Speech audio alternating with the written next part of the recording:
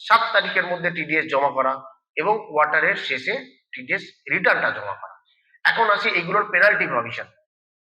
এখানে দিয়েছি আমি টিডিএস এর পেনাল্টি প্রভিশন গুলো। টিডিএস এর ঠিক কি কি পেনাল্টি হতে হয়, কি কি আপনার ডিফল্ট কি থাকে। 1 নম্বর থাকে টিডিএস নট ডিডাক্টেড, যেটা আমার ফার্স্ট পয়েন্টে আছে, টিডিএস নট ডিডাক্টেড।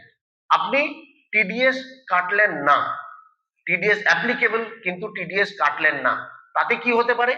2 নম্বরে আছে টিডিএস কাটলেন কিন্তু এই গভর্নমেন্টের ঘরে জমা করলেন না, 7 তারিখের মধ্যে জমা করলেন না বা কোনোদিনও জমা করলেন না, তার জন্য কি হতে পারে। আর 3 নম্বর হচ্ছে টিডিএস কাটলেন, টিডিএস জমাও করলেন কিন্তু টিডিএস এর রিটার্নটা কোয়ার্টারের শেষে জমা করলেন না। এই 3টে ডিফল্ট আপনি হতে পারেন। এই 3টে ডিফল্ট টিডিএস এর ক্ষেত্রে অ্যাপ্লিকেবল এবং সেটা কোনটা না করলে কি হবে সেটাও আমি আপনাদেরকে বলে দিচ্ছি। 1 নম্বর হচ্ছে টিডিএস আপনি কাটলেন না। টিডিএস যদি না কাটেন সেক্ষেত্রে মনে রাখবেন আপনার যত টাকার উপরে টিডিএস কাটলেন না সেটা অ্যাসেসমেন্টের সময় আপনার ইনকামের সঙ্গে যোগ হয়ে যাবে। আবার আমি আমাকে একবার বলি, ভালো করে যদি বুঝিয়ে বলি, সেলার প্রাইস 1 লাখ টাকা, আপনি এর উপরে টিডিএসটা কাটলেন না, তাহলে কি হবে, সারা বছরের যে টিডিএস সেলার প্রাইসটা হলো তার 30% আপনার ইনকামের সঙ্গে যোগ হয়ে যাবে। ইনকামের সঙ্গে যোগ হয়ে তার উপরে একটা ট্যাক্স হবে, যেটা একটা হিউজ বড় ক্যালকুলেশন হবে, হিউজ ফিগার হবে। আপনি যদি মাসে মাসে আপনি ভাবুন, মাসে মাসে যদি 5 লাখ টাকা সেলার প্রাইস হয় আপনার, 5 লাখ টাকা সবারই হয়, 5 লাখ টাকা যদি সেলার প্রাইস হয়, 1 বছর হয় 12 মাসে 60 লাখ টাকা।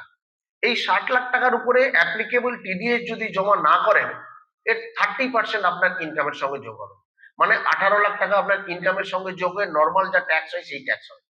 প্লাস টিডিএস না কাটার দরুন 1% করে ইন্টারেস্ট যবে গিয়ে আপনি ট্যাক্স পেমেন্ট করবেন এপ্রিল মাস থেকে পরের বছর পর্যন্ত, ততদূর পর্যন্ত 1% করে ইন্টারেস্ট জমা হবে। প্লাস যত টাকা ট্যাক্স হচ্ছে তত পার্সেন্ট, তার 100 থেকে 300% পর্যন্ত পেনাল্টি।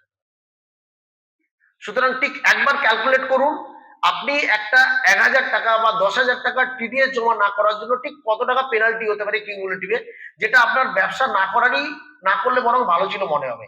আর এর সবকিছু হবে কিন্তু 3 বছর 4 বছর পরে। সুতরাং ইন্টারেস্ট আর পেনাল্টি অনেকটা হিউজ হবে। 1 নম্বর গেলে এটা, আমি কোনটা বললাম, টিডিএস না কাটার দরুন যেটা হবে। এরপরে বলবো আমি টিডিএস কাটলেন কিন্তু জমা করলেন না। দেখুন একটা জিনিস বলি, স্যার একটু আগে আপনাদেরকে একটু ছোট করে বলেও ছিল যে টিডিএস কেটে নিলেন। টিডিএস কেটে নিলেন মানে আপনি কি করলেন, একটা লোককে সেলার প্রাইস দেওয়ার কথা ছিল 1000 টাকা বা 1 লাখ টাকা, তার থেকে আপনি 2000 টাকা কেটে ওনাকে 98,000 টাকা পেমেন্ট করেছেন। তাহলে বেসিক্যালি কি করেছেন, 2000 টাকা লোকের টাকা আপনি আপনার পকেটে রেখে দিয়েছেন, এটাকে চুরি বলে। এটা যদি কেটে জমা না করেন বেসিক্যালি আপনি চুরি করলেন। কি করলেন, লোকের থেকে টাকা নিয়ে আপনি জমা করলেন না, এটা চুরি বলে। এবং এটাতে সব প্রভিশন, আমি ইন্টারেস্ট পেনাল্টি সবগুলো যেগুলো আগে বলেছি সেগুলো তো আছেই আছে, সাথে যোগ হয়েছে। দেখুন লেখা আছে, দেখুন জাস্ট লাস্ট পয়েন্টটাই লেখা আছে, দেখুন ফাইন আছে, ফাইন প্লাস 6 মাসের যে ফাইন হতে পারে বা 6 মাসের জেল হতে পারে, আরো ফাইন প্লাস 6 মাসের থেকে 2 বছর পর্যন্ত জেল হতে পারে। কারণটা কি আপনারা বোঝার চেষ্টা করুন, টাকাটা লোকের থেকে নিয়ে আপনি জমা করেননি। সুতরাং ইন্টারেস্ট, পেনাল্টি 200 টাকা করে পার ডে পেনাল্টি, আর প্লাস তার সঙ্গে জেল, এর সবগুলোই হতে পারে যদি আপনি টিডিএসটা কেটে জমা না করেন। আরেকটা কথা যেটা বললাম, আরেকটা যেটা বলবো সেটা হচ্ছে টিডিএস রিটার্ন যদি জমা না করেন। দেখুন আপনি একজনের থেকে টিডিএস কাটলেন, টিডিএস জমাও করলেন মাসে মাসে, কিন্তু কোয়ার্টারলি রিটার্ন জমা করলেন না, তাতেও কিন্তু টিডিএস কাটা না কাটারই সমান হলো। 200 টাকা করে পেনাল্টি আপনার লাগবে রিটার্ন জমা না করার জন্য। যেমন ধরুন আপনি এপ্রিল মে জুন 3 মাসের টিডিএস রিটার্ন আপনাকে জমা করার কথা ছিল জুলাই মাসে, আজকে থেকে 2 বছর পরে গিয়ে ইনকাম ট্যাক্স দেখছি আপনি ওই রিটার্নটা জমাই করেননি, তখন আপনাকে পার ডে 200 টাকা এই আগস্ট মাস থেকে 2 বছর করে কত টাকা হয় ঠিক তত টাকা পাবো, তত টাকা পেনাল্টি প্লাস আগে যেগুলো বলেছি সেগুলো সবগুলো।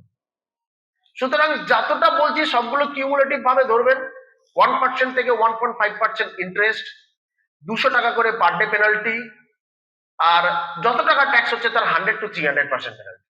এর সবগুলোই আপনাদের ক্ষেত্রে লাগতে পারে যদি আপনারা টিডিএস কেটে জমা না করেন, টিডিএস কেটে রিটার্ন জমা না করেন বা টিডিএস না কাটেন। তাই সবার কাছে একদম হাত জোর করে রিকোয়েস্ট, আপনারা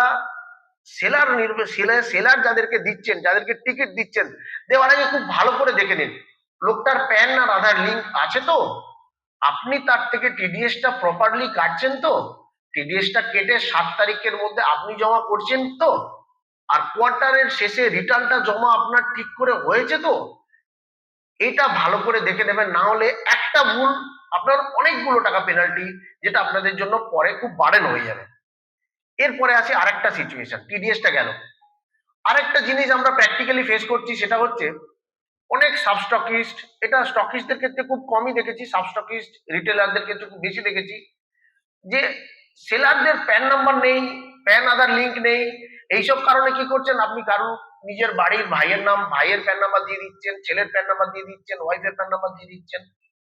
এটাতেও কিন্তু আরো বড় সমস্যা। তার কারণ সেলার প্রাইসটা কিন্তু হয়, ভালো করে মনে রাখবেন, সেলার প্রাইস ল্যাঙ্গুয়েজটা চুজ করার পেছনে যথেষ্ট পরিমাণে কারণ আছে। সেলার প্রাইসটা হয় আপনি আপনার বিক্রি করার টিকিটের উপরে যদি প্রাইস হয়, তার উপরে 20 টাকা, 100 টাকা, 500 টাকা বা 1000 টাকা আপনারা সেলার হিসেবে পান। তাহলে এই ইনসেনটিভটা প্রাইস হিসেবে দেওয়া হয় শুধুমাত্র সেলারদের ক্ষেত্রে। সেলার বলতে কারা?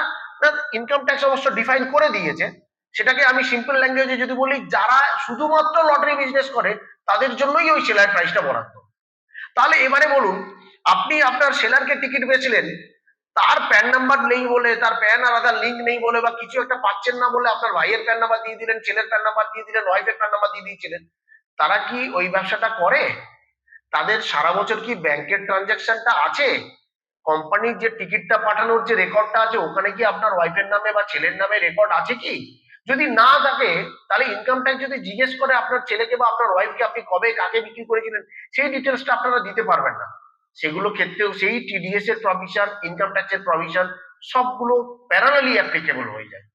সুতরাং কোনো কিছু, টিডিএসটা খুবই একটা ইনকাম ট্যাক্সের একটা খুবই ভালো প্রভিশন, খুব ডিফিকাল্ট প্রভিশন, এবং আপনাদের জন্য খুব একটা বার্ডেনসাম প্রভিশন। এটা তখনই বার্ডেন হয় যখন আপনারা ঠিকঠাক ভাবে এটাকে মেনটেন না করেন। তাই অনুরোধ করব, আপনারা টিডিএসটা প্রপারলি কাটুন, 7 তারিখের মধ্যে জমা করুন। কোম্পানি যা যা করতে বলছে সেগুলো করুন, কারণ কোম্পানি নিজের ইন্টারেস্টে করছে না। আজকের মিটিং কোম্পানির কোনো ইন্টারেস্ট নেই, আপনাদের থেকে রিটেলারের ডিটেলস নিচ্ছে, তার কোনো ইন্টারেস্ট কোম্পানির নেই। কোম্পানি যদি আজকে হাত তুলে দেয়, আপনারাও হাত তুলে দেবেন, কালকে কেউ টিডিএস জমা করবেন। আজকের থেকে 5 বছর আগে, 6 বছর আগে স্টকিস্টদেরও ডিটেলস তার ছিল না, তার কারণ আপনারা এগুলোকে প্রয়োজন মনে করেননি। কোম্পানি নিজের ইন্টারেস্টে কোনো কিছুই করছে না, এতে কোম্পানির কিচ্ছু যায় আসে না। কালকে যদি আপনাদেরকে না ডাকে, আপনারাও টিডিএস জমা করবেন না, কোম্পানিও যদি কিছু না করে আপনারাও কিছু করবেন না, কিন্তু 2 বছর পরে আপনাদের সবাইকে ধরে ধরে ইনকাম ট্যাক্স ডাকবে, তখন কিন্তু আপনারা এটা সামলাতে পারবেন না। আজকের মিটিং স্যার যে কারণে ডেকেছে, পুরোপুরি আপনাদের ইন্টারেস্টে, কোম্পানির কোনো ইন্টারেস্ট নেই, কোনো প্রয়োজন নেই এটা, কিন্তু আপনাদের ভালো রাখার জন্য, আপনাদের ঠিকঠাক ভাবে বিজনেস করানোর জন্যই এটা করা। আপনারা সেটা ভালোভাবেই করুন। এরবারে এটা গেল আমাদের টিডিএস এর প্রভিশন। আশা করি যে টিডিএস নিয়ে আর কিছু বলার নেই। আমি শুধু ইনকাম ট্যাক্সের কিছু জিনিস আপনাদেরকে আরেকটুখানি বলে দিই। সেটা হচ্ছে, ইনকাম ট্যাক্সের রিটার্নটাও কিন্তু প্যারালালি জমা করতে হয়। ইনকাম ট্যাক্সের অডিট করানোটাও খুব দরকার। এই অডিট না করলে এই টিডিএস কাটাটাও সবকিছু আপনাদের ব্যর্থ হয়ে যাবে। তার কারণ লটারিতে আমাদের প্রফিট পার্সেন্টেজ 8% থাকে না। দেখুন, একটা প্রভিশন আছে ইনকাম ট্যাক্সের, আপনার টার্ন ওভার যদি 1 কোটি টাকার উপরে যায়, তাহলে আপনাকে ট্যাক্স অডিট করাতে হয়। 1 কোটি টাকার নিচে হলেও আপনাদেরকে ট্যাক্স অডিট করাতে হয়, যদি আপনার প্রফিট পার্সেন্টেজ 8%-এর উপরে না যায়। দেখুন, রিটেলার হিসেবে হয়তো কিছু 8%-এর উপরে প্রফিট থাকতে পারে, আপনাদের সাবস্টকিস্টের কারোরই 8%-এর উপরে প্রফিট থাকবে না। তো দেখে নেবেন, যদি অডিট অ্যাপ্লিকেবল হয়, কোনোভাবে অডিটটা স্কিপ করবেন না, কারণ এই 25-26 ফাইন্যান্সে, এই 26-27 যে নতুন অ্যাক্ট চালু হয়েছে, এখানে ব্ল্যাঙ্কেট পেনাল্টি আছে। মানে আগে ইনকাম ট্যাক্স রিটার্ন না করলে পেনাল্টি হবে কি হবে না পরে ডিসিশন হবে, এখন সেটা নয়। ওই ডিউ ডেটের মধ্যে না করলে 75,000 টাকা পেনাল্টি, ট্যাক্স রেট যদি থাকে। ট্যাক্স রেট না থাকলে 25,000 টাকা পেনাল্টি, 5,000 টাকা পেনাল্টি, ডিপেন্ডিং আপনাদের ইনকাম।